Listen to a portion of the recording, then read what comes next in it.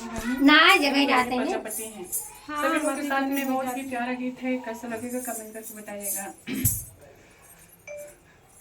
अरे हमरे दुआरे एक निमिया के पेड़वा, अरे बहिनी कुलानी मकौड़ी हो, अरे बहिनी कुलानी मकौड़ी हो।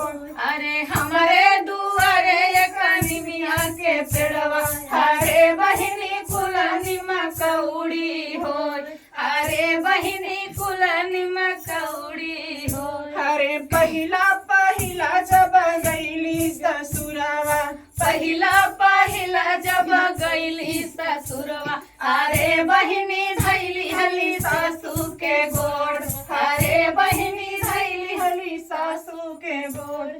हमारी नी सासुरानी ऐसने आशीषी, हमारी नी सासुरानी ऐसने आशीषी। अरे बहू तोहरे बेटउई होय, अरे बहू तोहरे बेटउई होय, अरे बहिनी कुलानी मकौड़ी होय, अरे बहिनी कुलानी मकौड़ी। अरे दूसरी पठौनी जब गईली ससुरवा, दूसरी पठौनी जब गईली ससुरवा, अरे बहिनी धैली हली जेठनी के गोड़, अरे बहिनी धैली हली जेठनी के गोड़। हमारी जेठान रानी ऐसने आशीषी, हमारी जेठान रानी ऐसने आशीषी। अरे बहिनी कानी बिटिया वही होय, अरे बहिनी कानी बिटिया वही होय, अरे बहिनी कुलानी मकौड़ी होय,